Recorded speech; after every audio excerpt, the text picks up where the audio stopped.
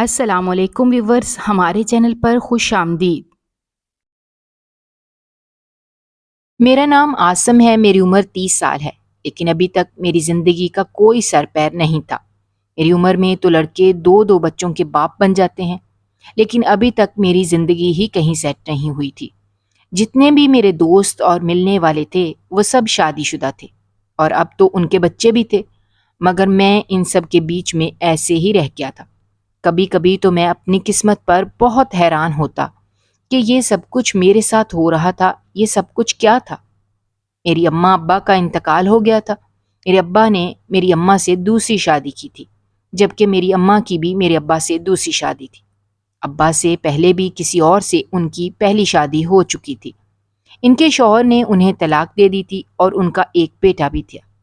جب ان کی شادی ابا سے ہوئی اور وہ رخصت ہو کر اس گھر میں آئیں تو انہوں نے ابا سے کہا کہ وہ اپنے پہلے بیٹے کو بھی اپنے ساتھ لانا چاہتی ہیں۔ میرے ابا بہت اچھے انسان تھے، اسی لیے انہوں نے انکار نہیں کیا۔ وہ ایک ماں کو اس کے بچے سے الگ نہیں کرنا چاہتے تھے، اسی لیے انہوں نے میری اماں کے پہلے بیٹے کو بھی خوشی خوشی قبول کر لیا اور اسے اپنا بیٹا بنا لیا۔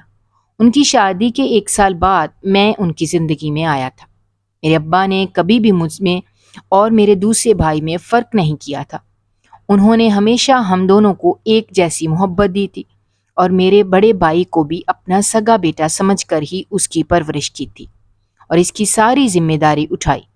ہم دونوں بھائیوں میں بھی بہت محبت تھی اور میری اماں اسی محبت کو دیکھ کر بہت خوش اور مطمئن رہتی تھیں۔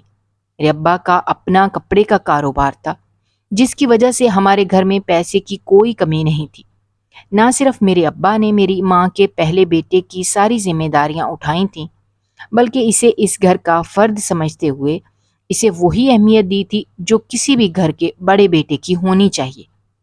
یہی وجہ تھی کہ کبھی بھی کسی کو اس بات کا علم نہیں ہوا تھا کہ ہم دونوں سگے بھائی نہیں تھے۔ کوئی بھی ہمیں دیکھتا تھا تو وہ یہی سمجھتا تھا کہ ہم دونوں سگے بھائی ہیں، اور ہم دونوں ایک دوسرے سے بہت محبت بھی کرتے تھے۔ میرے بڑے بھائی نے ہمیشہ میرا خیال رکھا تھا اور بڑے بھائی ہونے کا فرض نبھایا تھا۔ مجھے پڑھائی لکھائی کا شوق تھا، جبکہ بڑے بھائی نے 10 جماعتیں پاس کی تھیں۔ اسے بھی میری ہی طرح پڑھنے لکھنے کا بے حد شوق تھا۔ میرے ابا نے اسے اعلیٰ تعلیم دلوانے کا وعدہ بھی کیا، لیکن جب اس نے 10ویں جماعت کا امتحان پاس کیا تو اچانک سے میرے ابا کو دل کا دورہ پڑا اور وہ ہمیں اکیلا چھوڑ کر اس دنیا سے چلے گئے۔ ابا کے چلے جانے کے بعد ہم تینوں اکیلے رہ گئے تھے۔ ایسے میں میرا بڑا بھائی وہی تھا جو سب کچھ سنبھال سکتا تھا۔ ساری ذمہ داری اس کے اوپر آ گئی۔ اس وقت میں صرف 8 سال کا تھا، اسکول جاتا تھا، جبکہ میرا بھائی وہ 16 سال کا تھا۔ اس نے 10 جماعتیں بھی پاس کی ہوئی تھیں۔ بڑے ہونے کے ناطے ساری ذمہ داری اب اسی کو سنبھالنی تھی، اور اس نے بھی بڑے ہونے کا ثبوت دیا تھا۔ اس نے اپنی پڑھائی چھوڑ دی اور ابا کے بعد سارا بوجھ اس نے اپنے کندھوں پر اٹھا لیا۔ کاروبار کو میرا بھائی ہی سنبھالتا تھا۔ اس نے اس گھر کی اور میری اور اماں کی ذمہ داری بہت اچھے طریقے سے سنبھالنی شروع کی۔ اس کی اپنی خواہش تو ادھوری رہ گئی تھی، لیکن وہ میری خواہش کو ہر حال میں پورا کرنا چاہتا تھا۔ اس نے نہ صرف بڑے بھائی کا فرض نبھایا تھا، بلکہ اس نے میرے ابا کی طرح ہمیشہ میری ہر فرمائش کو پورا کیا تھا، یہاں تک کہ اس نے مجھے کبھی بھی اپنے ساتھ کام پر جانے کا نہیں کہا تھا۔ نہ ہی اس نے کبھی میرے اوپر گھر کی کوئی ذمہ داری ڈالی تھی۔ سارے بوجھ وہ خود اٹھاتا تھا، جبکہ میں اپنی پڑھائی پر سارا دھیان دیتا۔ جس وقت میں کالج جانے لگا اس وقت میری اماں کا بھی انتقال ہو گیا، اور اس طرح سے ہم دونوں بھائی اس دنیا میں اکیلے رہ گئے۔ میری اماں اپنی زندگی میں ہی میرے بڑے بھائی کی منگنی اپنی بہن کی بیٹی کے ساتھ کر گئی تھیں۔ اماں تو بھائی کی شادی بھی کرنا چاہتی تھیں، لیکن بھائی نے شادی کرنے سے انکار کیا تھا۔ وجہ یہ تھی کہ جب تک میں پڑھ لکھ کر اپنے پیروں پر کھڑا نہیں ہو جاتا تب تک وہ شادی نہیں کریں گے، کیونکہ اگر انہوں نے پہلے شادی کر لی تو کہیں ایسا نہ ہو کہ وہ بھائی ہونے کا فرض بھول جائیں اور اپنی ذمہ داریوں سے پیچھے ہٹ جائیں، اور وہ ایسا بالکل نہیں چاہتے تھے۔ میں نے بھی انہیں بہت راضی کرنے کی کوشش کی کہ وہ میری فکر نہ کریں، وہ اماں کے کہنے پر شادی کر لے، لیکن انہوں نے انکار کر دیا، اور اب اماں اس دنیا سے چلی گئی تھی۔ تو ایسے میں ہم دونوں اکیلے رہ گئے تھے۔ گھر میں کوئی بھی نہیں تھا جو گھر کو سنبھال سکے۔ میں نے بھائی کو یہ کہا کہ اب وہ شادی کر لے، انہیں شادی کر لینی چاہیے، کیونکہ اس گھر کو کسی کی ضرورت ہے۔ سب لوگوں کے سمجھانے پر آخر کار بھائی شادی کے لیے راضی ہو گئے تھے اور دھوم دھام سے ہم نے بھائی کی شادی کی۔ ان کی دلہن کو بیاہ کر گھر لے آئے۔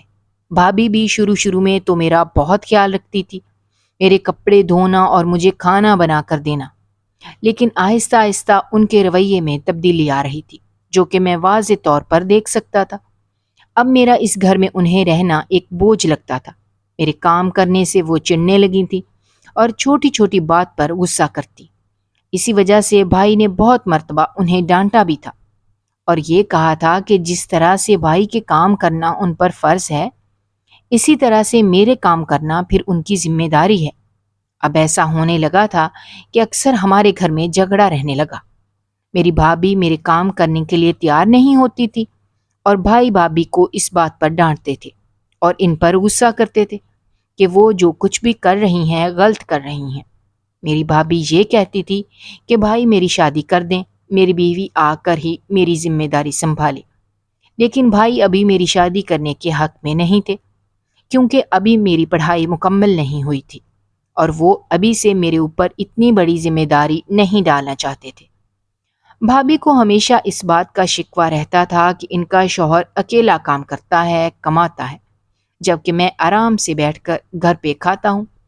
ایک تو ان کا شوہر دن رات کماتا تھا اور میری ذمہ داری اٹھا رہا تھا، دوسرا انہیں بھی میری ذمہ داری اٹھانی پڑتی تھی۔ وہ یہ چاہتی تھیں کہ اب میں شادی کر لوں اور الگ ہو جاؤں، اپنی بیوی کے ساتھ رہوں، میرے سارے کام میری بیوی کیا کرے اور میں بھی اپنے بھائی کے ساتھ کام میں ہاتھ بٹایا کروں۔ شاید ان کی بات ایک جگہ پر ٹھیک بھی تھی، لیکن میں نے ان سے کچھ وقت مانگا تھا تاکہ میں ساری چیزوں کو سمجھ سکوں اور اس کے بعد بھائی کے ساتھ کام کروانے میں ان کی مدد بھی کروں گا۔ ایک طرف بھابھی تھی جب اسے مجھے اس گھر میں اب مزید برداشت کرنے کے لیے تیار نہیں تھی، تو دوسری طرف بھائی تھے، وہ مجھے یہاں سے بھیجنے کے لیے تیار نہیں تھے۔ وہ مجھ سے بھابھی کی غلطیوں کی معافی مانگتے، ان کے رویے پر شرمندہ ہوتے اور یہ کہتے کہ مجھے فکر کرنے کی ضرورت نہیں ہے۔ میری بھابھی اب مجھے دوبارہ سے اس گھر سے جانے کا کبھی نہیں کہیں گی، وہ انہیں اپنی زبان میں سمجھا دیں گے۔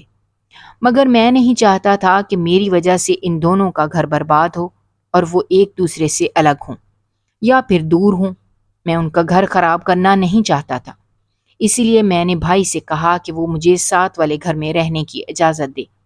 میرے ابا نے اپنی زندگی میں ہی 2 گھر بنائے تھے، ایک گھر میرے بھائی کے لیے تھا اور دوسرا گھر انہوں نے میرے لیے بنایا تھا، کیونکہ ہم لوگ غریب نہیں تھے، اللہ کا دیا ہمارے پاس سب کچھ تھا۔ میرے ابا نے ہم دونوں بھائیوں کے لیے بہت کچھ جمع کر کے رکھا ہوا تھا اور اپنی زندگی میں ہی ہم دونوں بھائیوں کے الگ الگ گھر بنا دیے تھے۔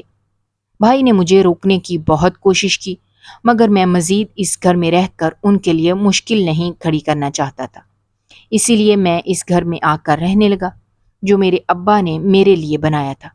اس گھر میں آ کر رہنا شروع کیا تھا اور میری بھابھی پہلے کی طرح بہت خوش رہنے لگی تھی اور اب پہلے کی طرح میری فکر بھی کرنے لگی تھی۔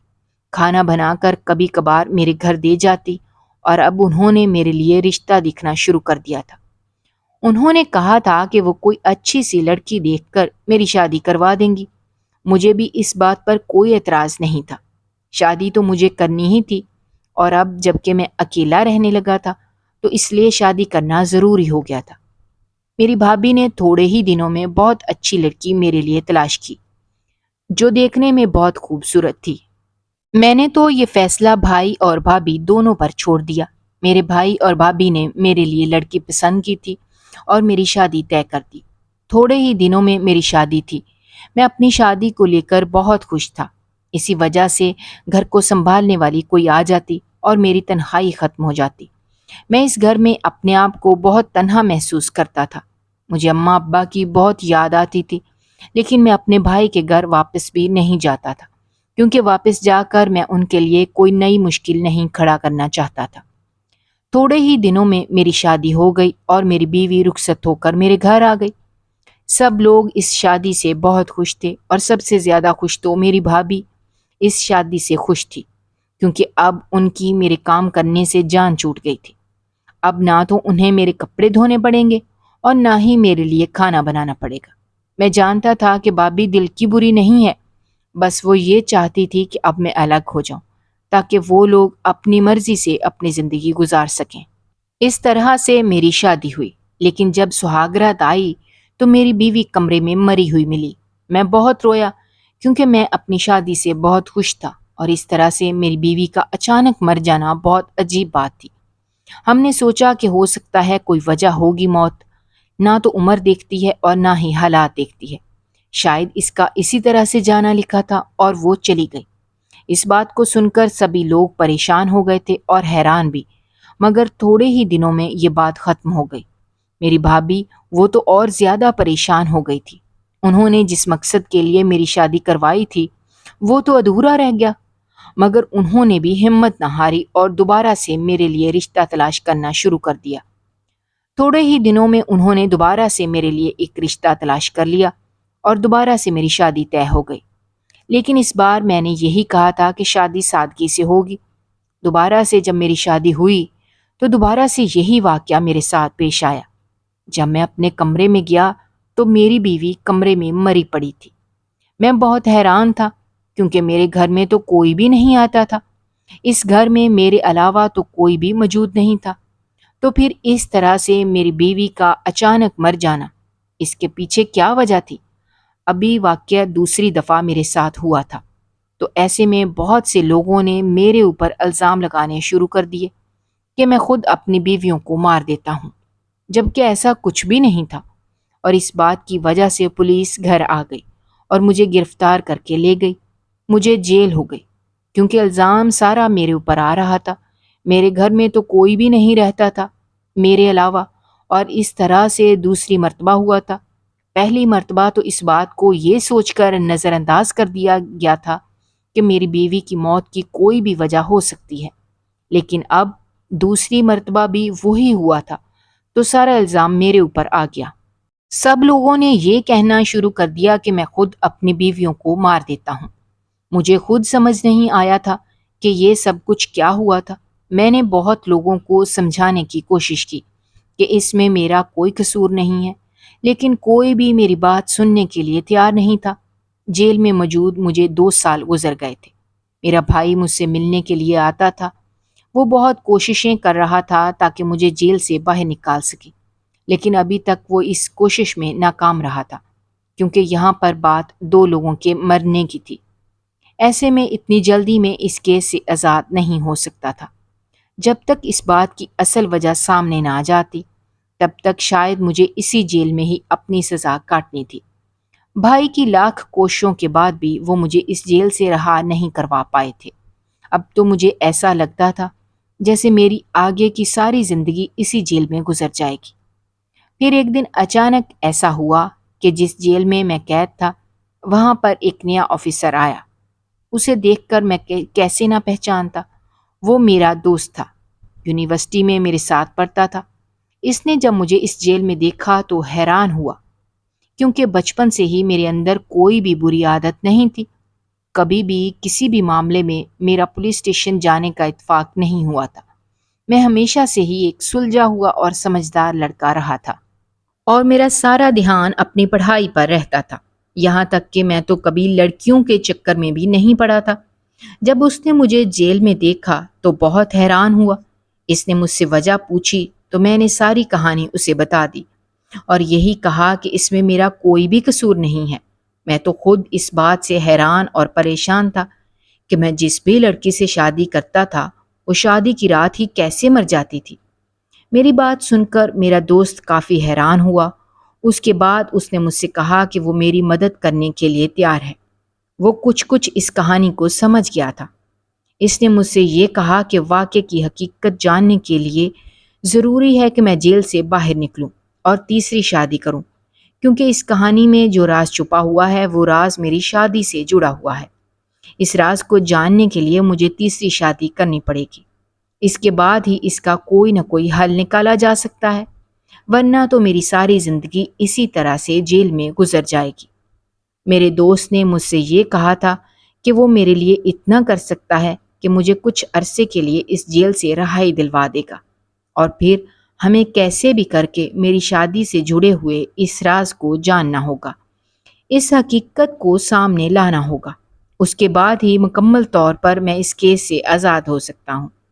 اگر تو میں یہ سب کچھ کرنے میں کامیاب ہو گیا تو میری سزا ختم ہو جائے گی اور میں باعزت بری ہو جاؤں گا۔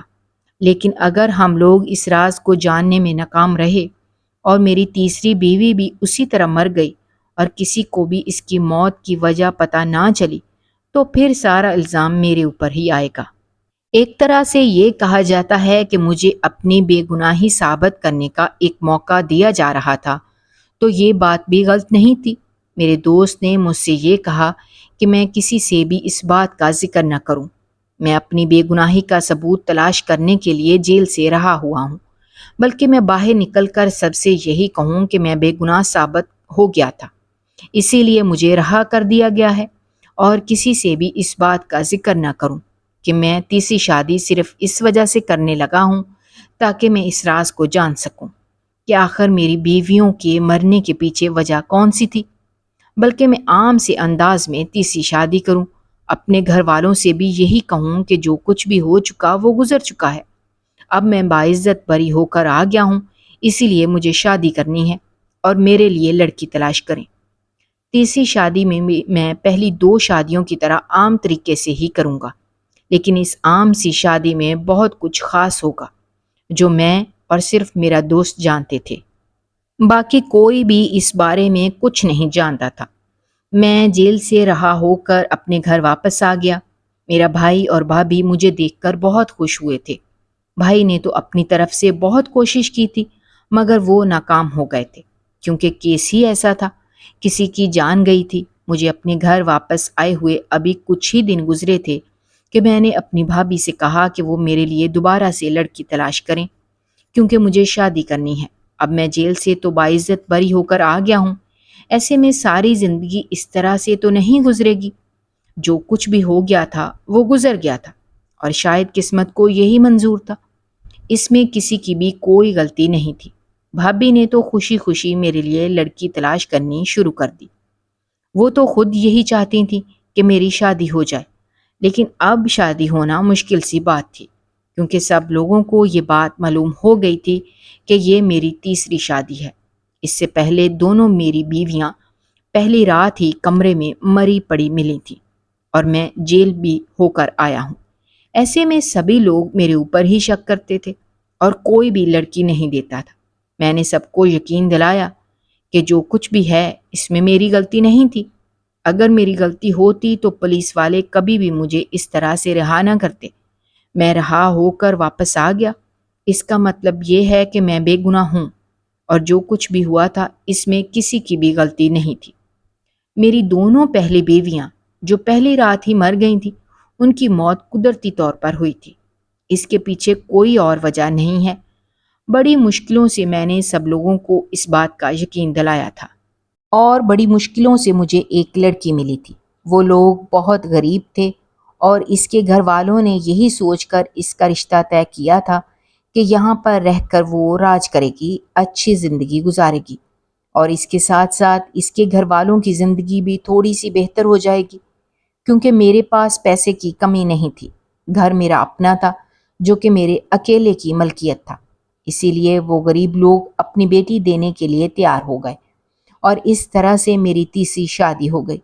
شادی سے پہلے ہی میں نے اپنے پورے گھر میں اپنے دوست کے کہنے پر کیمرے لگوا دیے تھے، اور جیسے ہی میری شادی ہوئی تھی اور میری دلہن کو میرے گھر لا کر میرے کمرے میں بٹھایا گیا، تو میں نے کمرے میں جانے کے بجائے ایک فقیر کو پیسے دیے اور اسے یہ کہا کہ میری جگہ وہ میرے کمرے میں جائے اور دلہن کا گھونگھٹ اٹھائے۔ وہ فقیر بھی پیسے لے کر میرا کام کرنے کے لیے تیار ہو گیا۔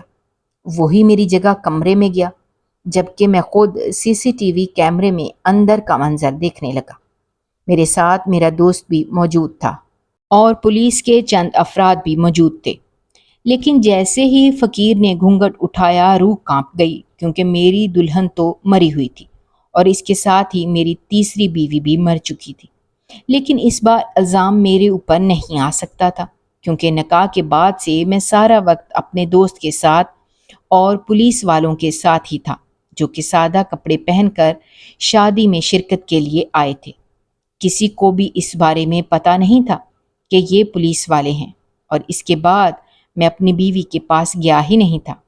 ایسے میں یہ بات تو طے تھی کہ اس میں میرا کوئی قصور نہیں تھا، اور نہ ہی اس سے پہلے جو کچھ ہو چکا تھا اس میں میرا کوئی عمل دخل تھا۔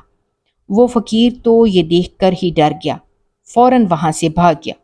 ہم بھی یہی چاہتے تھے کہ وہ فقیر اب یہاں سے بھاگ جائے، کیونکہ اب اس کی ضرورت نہیں رہی تھی، ہمارا کام ہو چکا تھا۔ مجھے اس لڑکی کے مرنے کا افسوس تھا، لیکن حقیقت کو جاننے کے لیے یہ سارا ڈرامہ کرنا بہت ضروری تھا۔ اس کے بعد ہم لوگوں نے جو گھر میں کیمرے لگائے تھے ان کی مدد سے یہ جاننے کی کوشش کی کہ آخر اس لڑکی کی موت کی کیا وجہ تھی، اور جیسے جیسے ہم لوگ سب کچھ دیکھتے جا رہے تھے مجھے اپنی آنکھوں پر یقین نہیں ہو رہا تھا کہ یہ سب کچھ جو میں دیکھ رہا تھا وہ سچ تھا۔ اس کیمرے میں ہر چیز ریکارڈ ہو گئی تھی جو کیمرے میں نے اپنے گھر میں لگائے تھے، اور یہ تجربہ ہمارا کام کر گیا تھا۔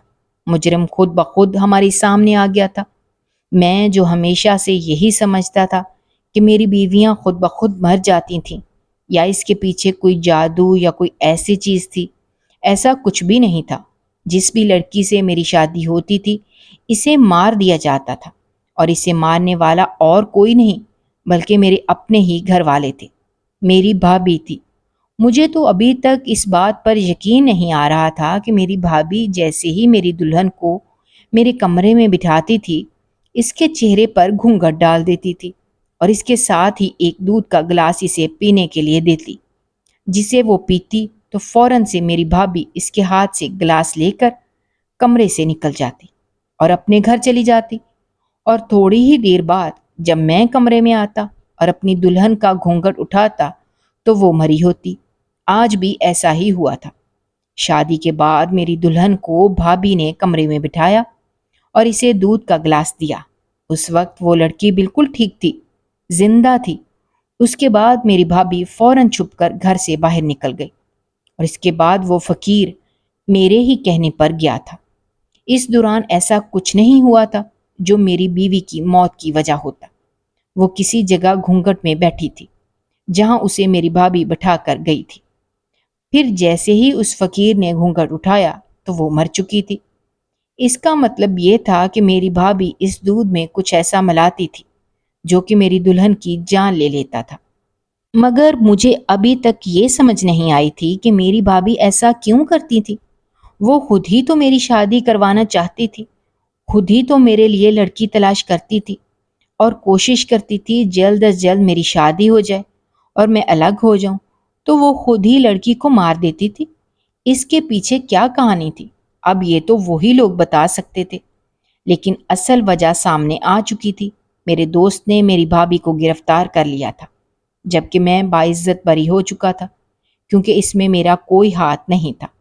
یہ سب لوگوں کو معلوم ہو گیا تھا۔ میری بھابھی کو پولیس اسٹیشن لے جایا گیا، اور جب ان سے پوچھا گیا تو انہوں نے سب کچھ سچ سچ بتا دیا کہ اس کھیل میں وہ اکیلی شامل نہیں بلکہ میرے بھائی بھی شامل ہیں۔ ان لوگوں نے یہ سب کچھ ایک پلاننگ کے تحت کیا تھا۔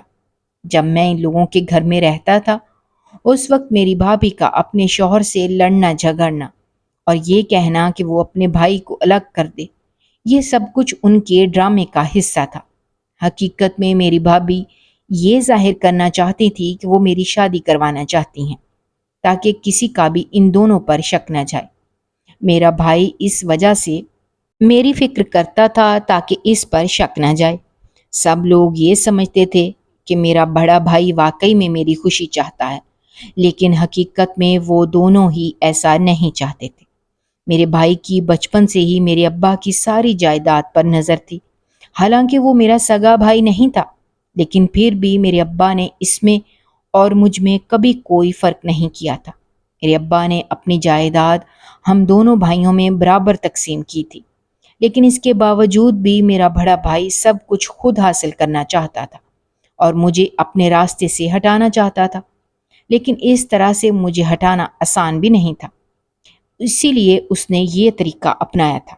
میری بھابھی خود ہی میرا رشتہ تلاش کرتی تھی، میری شادی کروا دیتی تھی اور پھر خود ہی میری سہاگ رات کو میری دلہن کو دودھ میں ملا کر ایسا زہر دیتی تھی جس کا نام و نشان نہیں ہوتا تھا، اور وہ فوراً ہی اثر کرتا تھا، جس سے میری دلہن مر جاتی تھی اور فوراً سے یہ کاروائی کر کے اپنے گھر چلی جاتی۔ ان لوگوں نے میری دونوں بیویوں کو اس لیے مارا تھا تاکہ سارا الزام میرے اوپر آ جائے اور میں جیل چلا جاؤں، اور ہوا بھی ایسے ہی تھا۔ میرا بھائی جھوٹ بولتا تھا کہ وہ پولیس والوں کے پاس جاتا ہے اور میری رہائی کے لیے کوششیں کر رہا ہے۔ حقیقت میں وہ ایسی کوئی کوشش نہیں کر رہا تھا، بلکہ جتنا ہو سکتا تھا مجھے اس کیس میں الجھانے کی کوشش کر رہا تھا۔ ان لوگوں نے یہی سوچا تھا کہ اگر میرا گھر بس گیا تو مستقبل میں میرے بچے ہوں گے اور جائیداد میں ان کا بھی برابر کا حصہ ہوگا۔ لیکن میرا بڑا بھائی ایسا نہیں چاہتا تھا۔ جو گھر میرے حصے میں آیا تھا، جو جائیداد میرے حصے میں آئی تھی، وہ بھی وہ خود لینا چاہتا تھا۔ اسی لیے ان دونوں نے مل کر یہ کھیل میرے ساتھ کھیلا تھا جسے میں سمجھ نہیں پایا۔ وہ لوگ تو یہی سمجھ رہے تھے کہ میں رہا ہو کر واپس آ گیا ہوں۔ انہیں یہ معلوم نہیں تھا کہ یہ سب کچھ میں نے اپنے دوست کے کہنے پر کیا ہے تاکہ اصل وجہ کو جان سکوں، اور اسی لیے میری بھابھی نے میری تیسری شادی کروانے کی بھی حامی بھر لی تھی تاکہ وہ میری تیسری بیوی کو بھی مار کر یہ ثابت کر دیں کہ میں ہی اپنی بیویوں کی جان لیتا ہوں، اور مجھے ایسی سزا ہو کہ میں زندگی بھر جیل سے باہر نہ آؤں۔ لیکن اس بار وہ لوگ پکڑے گئے تھے اور ان دونوں کو ہی ان کے کیے کی سزا مل گئی تھی۔ وہ جیل میں تھے، جبکہ مجھے ابھی تک بھروسہ نہیں ہو رہا تھا کہ میرا بھائی، جسے میں نے ہمیشہ اپنا سگا بھائی سمجھا تھا، اس نے ہمارے ساتھ ایسا کیا تھا۔ اس کا مطلب یہ تھا کہ وہ جو مجھ سے اور میری ماں سے جھوٹی محبت جتاتا تھا، وہ صرف ایک ڈرامہ تھا، اس کے علاوہ اور کچھ بھی نہیں۔ حقیقت میں تو اسے میرے باپ کی دولت سے مطلب تھا، مجھ سے یا میرے باپ سے اسے کچھ لینا دینا نہیں تھا۔ اس نے تو کبھی بھی ہمیں اپنا سمجھا ہی نہیں تھا، یا پھر میری بھابھی نے آ کر انہیں بدل دیا تھا۔ ان کے دماغ میں ایسی چیزیں ڈال دی تھیں کہ وہ اپنے ہی بھائی کے دشمن بن گئے تھے۔ میرے اوپر جو الزام لگے تھے وہ ہٹ چکے تھے، اور اب میں کسی سے بھی شادی نہیں کرنا چاہتا تھا۔ میرے بھائی کے 2 بچے تھے جنہیں میں نے اپنے ساتھ رکھا تھا، وہی میری زندگی تھے۔ اگر آپ کو ہماری کہانیاں پسند آ رہی ہیں تو ہمارے چینل کو سبسکرائب کیجیے، ویڈیوز پر کمنٹ کیجیے اور شیئر کیجیے۔ شکریہ۔